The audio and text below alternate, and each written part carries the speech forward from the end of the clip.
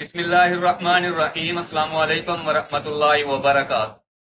ناظرین، رجب بٹ نے یزید کا نام لے کر جو حضرت امیر معاویہ رضی اللہ تعالیٰ عنہ پر بکواس کی ہے، اس سے تمام عالم اسلام اور امت محمدیہ کے جذبات مجروح ہوئے۔ رجب بٹ پاکستان کا ایک ایسا بدبخت اور بےغیرت شخص ہے۔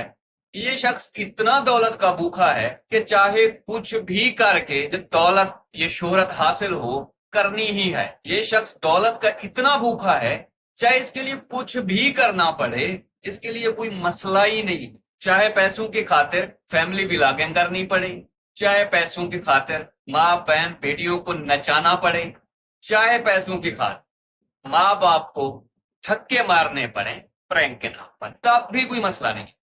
پیسے آنے چاہیے اور شہرت ہونی چاہیے، گاڑیاں ہونی چاہیے۔ ایسی دولت، ایسی شہرت پر لخ لعنت ہے۔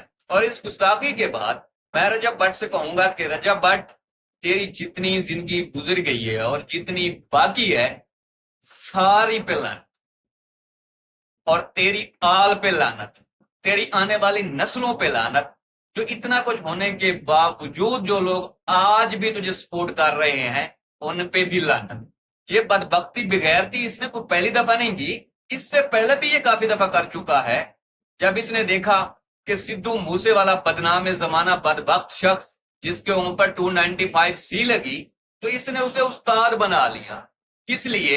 صرف ویوز حاصل کرنے کے، ورنہ اس نے کیا سیکھا تھا اس بدبخت۔ اور اس کے بعد پھر اس نے 295 سی پر حملہ کیا، اور اس وقت بھی بہت سارے لوگوں نے اس کے خلاف احتجاج کیا اور اس کے خلاف پرچہ دیا، اور یہ دم دبا کر پاکستان سے بھاگ گئی۔ اس کے بعد حالات تھوڑے نارمل ہوئے تو یہ بدبخت پھر لوٹ آیا۔ ابھی اس نے محرم الحرام کی آڑ میں صحابی رسول حضرت امیر معاویہ رضی اللہ تعالیٰ عنہ کی شان میں گستاخی، اور ایک بار پھر پاکستان کے امن و امان کو سبوتاج کرنے کے لیے یہ ایک گھٹیا حرکت کی، تاکہ ایک بار پھر یہ پاکستان کے اندر جو شیعہ سنی فساد تھا، جس کے لیے ہمارے اداروں نے، ہماری پولیس نے، ہماری فوج نے، ہمارے جوانوں نے بہت ساری قربانیاں دی ہیں، اپنی جانیں قربان کی ہیں، اور اب جا کر یہ معاملہ تھوڑا ٹھنڈا ہوتا جا رہا ہے کہ کسی کو چھیڑو نہیں، اپنا مذہب چھوڑو نہیں۔ تو یہ بدبخت اس فرقہ واریت کو ایک بار پھر ہوا دینے کی کوشش کر رہا ہے۔ اور جیسا کہ